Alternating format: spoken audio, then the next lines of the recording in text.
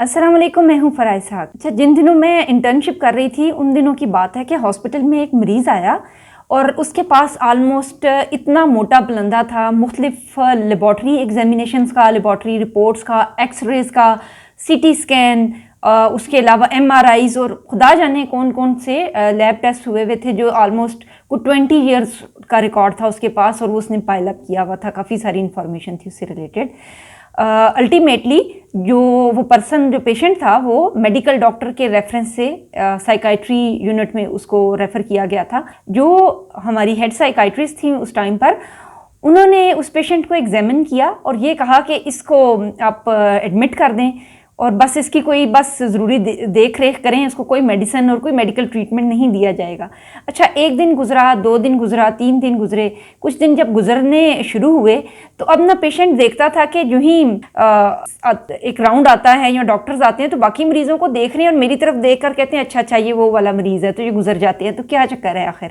तो वो तंग आना शुरू हो गया, कहते हैं मुझे घर भेज दें, आपको कोई इलाज नहीं मेरा कर रहे हैं, मैं यहाँ पर कब से आया हुआ हूँ, मेरा कोई इलाज नहीं हो रहा, मुझे यहाँ पागलों के साथ बंद कर दिया है। इस तरह उसने बहुत शोर शराबा किया। तो उसको जिस तरह से कि डॉक्टर की इंस्ट्रक्शन थी उस तरह से उसके मुताबिक उसको थोड़ा बहला फुसला के उसको कहा कि आपको देखने लगे हैं, बस अभी आप थोड़ा सा इंतज़ार करें।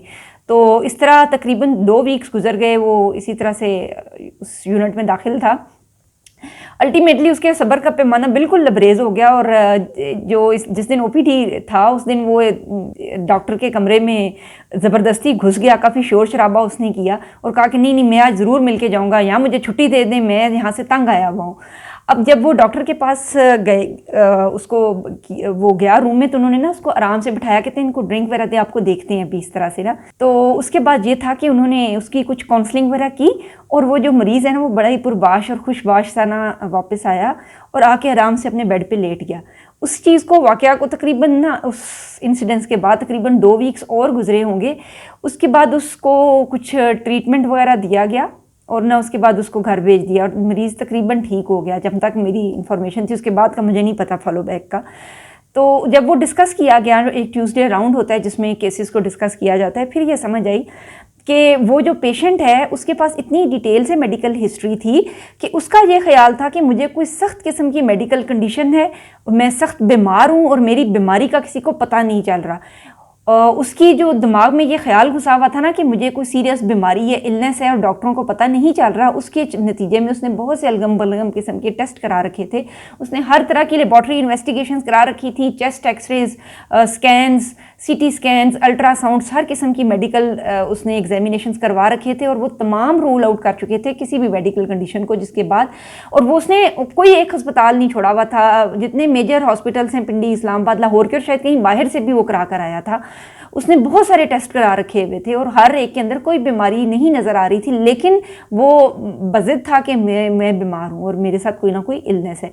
अब जब वो अल्टीमेटली डिस्क्लोज़ किया गया कि ये तो दरअसल कोई साइकाइट्रिक इशू हो सकता है, किसी अक्लमंद सियाने डॉक्टर ने उसको ना साइकाइट्री यूनिट में रेफ़र कर दिया और बाई चांस उसकी किस्मत अच्छी थी कि वो इस तरह से ऐसे मेडिकल यूनिट में आया जहाँ पर इस तरह की चीज़ों को अंडरस्टैंड किया जाता था।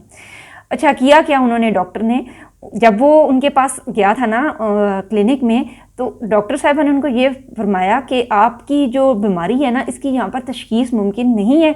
मैंने अपने सीनियर डॉक्टरों को जो ऑस्ट्रेलिया और अमेरिका में है ना, कहाँ उनको आपका केस रेफ़र किया हुआ है, उनसे कोई जवाब नहीं आया। वो इसके ऊपर रिसर्च कर रहे हैं। आपकी जो कंडीशन है ना, ये रिसर्च के मुताबिक कोई ऐसी कंडीशन है कि जो पहले नहीं हुई है और बहुत रेयर है और कम लोगों को होती है। तो इसके ऊपर अभी रिसर्च जारी है, रिसर्च के बाद वो कोई दवाई या कोई चीज़ तजवीज़ करेंगे। मामला मेरे हाथ से निकल गया हुआ है, तो वो आपका केस उधर चला गया हुआ है। अब जब मरीज़ ने ये सुना कि उसको इतना स्पेशल प्रोटोकॉल दिया जा रहा है और उन्होंने काफ़ी देर लगाई उसके साथ, मैं तो बहुत ही छोटी बात बता रही हूँ ना, उनको काफ़ी डिटेल से हर चीज़ बताई जिस तरह से वो अंडरस्टैंड कर सकते थे, अप टू दी माइंडसेट जो उनका था उसके हिसाब से। उसके बाद क्या था कि जब 2 वीक्स उनको मज़ीद इंतज़ार कराया गया, तो इस चक्कर में कराया गया कि आपके ऊपर रिसर्च आपकी बीमारी पे जारी है। उसके बाद उनको ना एक दवाई कहलाती है जो रिसर्च में यूज़ होती है और उसके अलावा साइकाट्रिक यूनिट्स में भी यूज़ होती है। उन दवाइयों को कहते हैं प्लेसेबो मेडिसिन। प्लेसेबो होती है कि जिसके अंदर कोई रियल केमिकल नहीं होता, उसमें कोई न्यूट्रल इंग्रेडिएंट, कोई मल्टीविटामिन या इस किस्म की चीज़ होती है जो मेडिसिन नहीं होती है, इसमें कोई ड्रग नहीं होती है, तो उनको प्लेसेबो मेडिसिन कहा जाता है। वो साइकोलॉजिकल हेल्प के लिए होती हैं। मसलन मेरा सर दर्द कर रहा है और मुझे प्लेसेबो मेडिसिन ये कहकर दे दी गई है कि ये डिस्प्रिन है, तो दरअसल मेरे जहन की ये एक्सेप्टेंस है कि मैंने डिस्प्रिन ले ली और मुझे ठीक हो जाना चाहिए, मेरा सर का दर्द ठीक हो जाएगा। अब जो प्लेसेबो मेडिसिन है वो सेम वे एक्ट करती है कि चूंकि मरीज साइकोलॉजिकली ये अंडरस्टैंड करता है कि मैंने कोई दवाई ले ली है, तो उसकी बॉडी ऑटोमेटिकली जो है वो उस चीज़ से रिकवर करना शुरू कर देती है। तो उस मरीज़ को भी दरअसल प्लेसेबो मेडिसिन देकर घर भेज दिया गया था, और एटलीस्ट जब तक मैं वहाँ काम कर रही थी दोबारा वो नहीं आया। और उसका ये ख्याल था कि अल्टीमेटली मैं एक जगह पर गया, उन्होंने मेरे ऊपर बहुत टाइम लगाया, मुझे उन्होंने एडमिट किए रखा और मेरे ऊपर बहुत रिसर्च की, और उसके बाद जो है उन्होंने मुझे कोई दवाई दी है जो बहुत महंगी जगह से बड़े एक्सपर्ट रिसर्च करके मेरे ऊपर करके आई है, और उसके बाद जो है मैं ठीक हुआ हूँ। उसके साथ साथ ना उनकी जो थी बाकी जो टेक्निक्स हैं साइकोलॉजी की, उनको हम कॉग्निटिव रीस्ट्रक्चरिंग और CBT टेक्निक्स कहते हैं, वो भी अप्लाई की गई।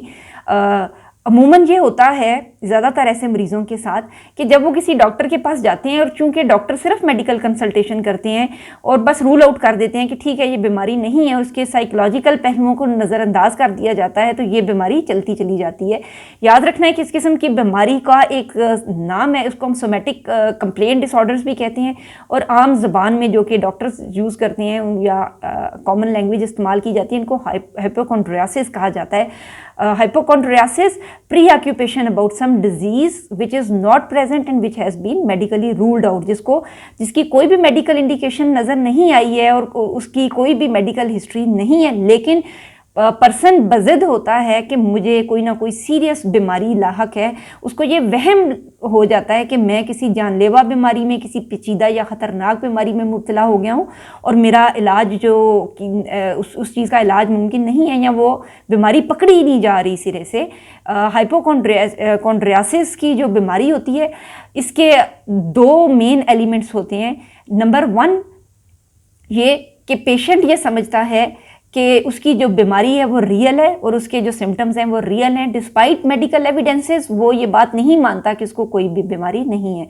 नंबर 2 ये कि जब उसको मेडिकल रिपोर्ट्स या एविडेंसेस प्रोवाइड किए जाते हैं, तो वो ये समझता है कि ये मेडिकल एविडेंसेस सफिशेंट नहीं है, इनके अंदर भी कोई ना कोई गड़बड़ है और ये सही तरह से कंडक्ट ही नहीं किए गए हैं। मसलन वो ये समझेगा कि पाकिस्तान में तो पता है ना, यहाँ पर तो टेस्ट ही सही तरह नहीं किए जाते हैं, तो वो ये समझता है कि ये जो टेस्ट किए गए हैं ये टेस्ट ही सही नहीं किए गए हैं, और मेरे साथ वो जो टेस्ट किए गए हैं वो अप्रोप्रिएट नहीं थे।